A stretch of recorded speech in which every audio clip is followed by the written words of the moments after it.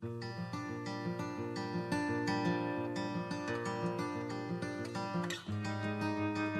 is April the 9th. Today we see Samson's growth.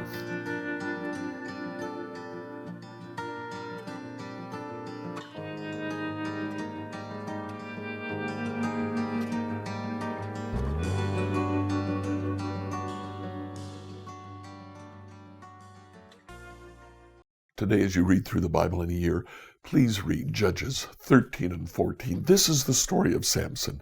All of chapter 13 deals with Samson's parents, who were apparently a very good couple. Now, they were from the tribe of Dan. If you remember from the start of the book of Judges, Dan never conquered its territories.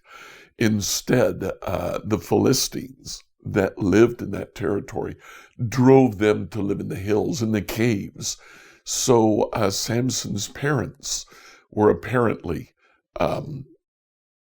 hiding from the Philistines. Well, the angel comes, promised them that their son will deliver Israel.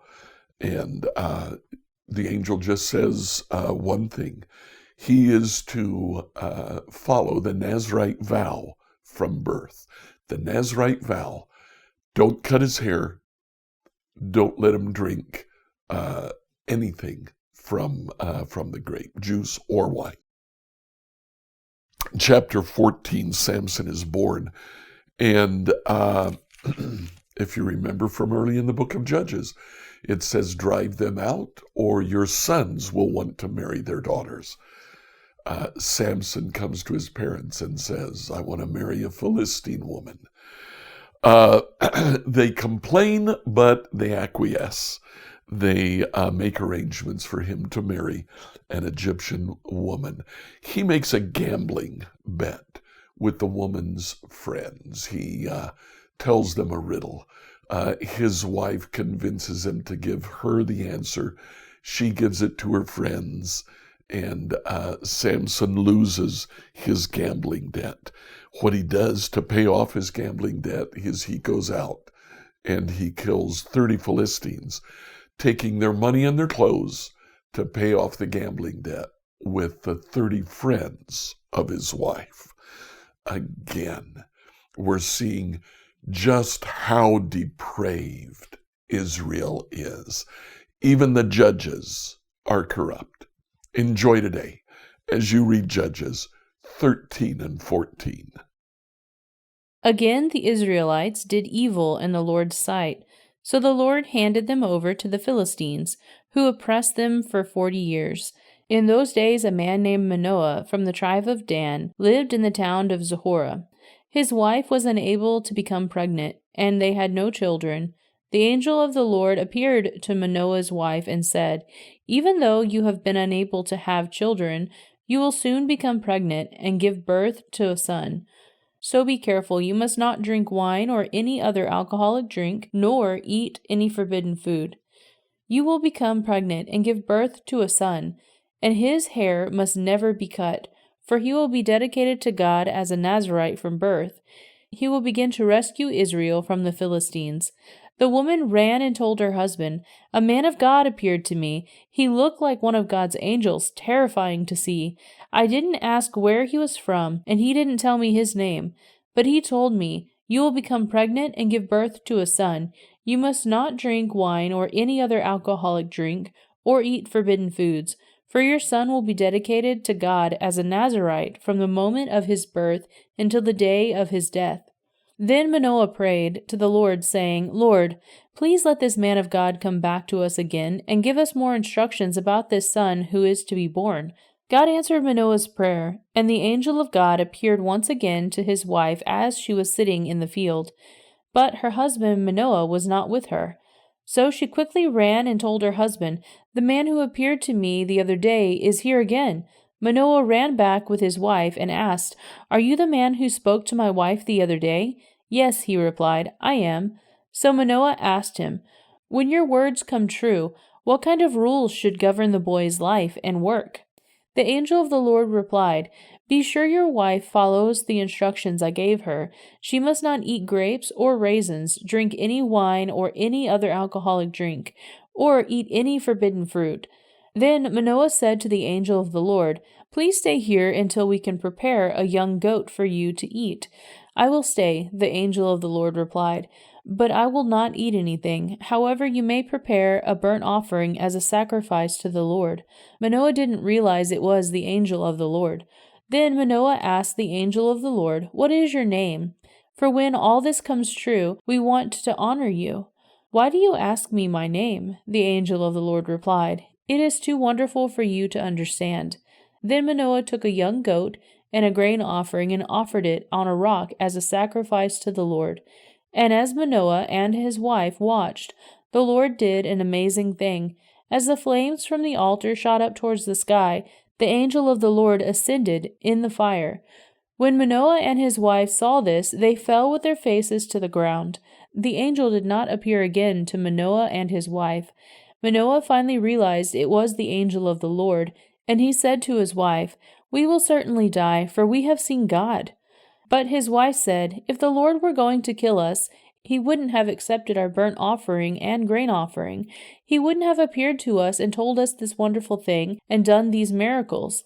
When her son was born, she named him Samson, and the Lord blessed him as he grew up. And the Spirit of the Lord began to stir him while he lived in Mahanadan, which is located between the towns of Zorah and Eshtaol. One day when Samson was in Timnah, one of the Philistine women caught his eye. When he returned home, he told his father and mother, "A young Philistine woman in Timnah caught my eye. I want to marry her. Get her for me." His father and mother objected. "Isn't there even one woman in our tribe, or among all the Israelites you could marry?" they asked. "Why would you go to the pagan Philistines to find a wife?" But Samson told his father, "Get her for me. She looks good to me." His father and mother didn't realize the Lord was at work in this, creating an opportunity to work against the Philistines who ruled over Israel at that time. As Samson and his parents were going down to Timnah, a young lion suddenly attacked Samson near the vineyards of Timnah. At that moment, the Spirit of the Lord came powerfully upon him, and he ripped the lion's jaw apart with his bare hands. He did it as easily as if it were a young goat. But he didn't tell his father or mother about it. When Samson arrived in Timnah, he talked with the woman and was very pleased with her. Later, when he returned to Timnah for the wedding, he turned off the path to look at the carcass of the lion. He had found that a swarm of bees had made some honey in the carcass. He scooped some of the honey into his hands and ate it along the way. He also gave some to his father and mother, and they ate it. But he didn't tell them he had taken the honey from the carcass of the lion. As his father was making final arrangements for the marriage, Samson threw a party at Timnah, as was the custom for elite young men. When the bride's parents saw him, they selected 30 young men from the town to be his companions. Samson said to them, "Let me tell you a riddle. If you solve my riddle during these 7 days of the celebration, I will give you 30 fine linen robes and 30 sets of festive clothing. But if you can't solve it, then you must give me 30 fine linen robes and 30 sets of festive clothing." "All right," they agreed. "Let's hear your riddle." So he said, "Out of the one who eats came something to eat. Out of the strong came something sweet." 3 days later, they were still trying to figure it out. On the 4th day, they said to Samson's wife, "Entice your husband to explain the riddle for us, or we will burn down your father's house with you in it. Did you invite us to this party to make us poor?" So Samson's wife came to him in tears and said, "You don't love me. You hate me. You have given my people a riddle, but you haven't told me the answer." "I haven't even given the answer to my father or mother," he replied. "Why should I tell you?" So she cried whenever she was with him and kept it up for the rest of the celebration. At last, on the 7th day, he told her the answer, because she was tormenting him with her nagging. Then she explained the riddle to the young men. So before sunset of the 7th day, the men of the town came to Samson with their answer.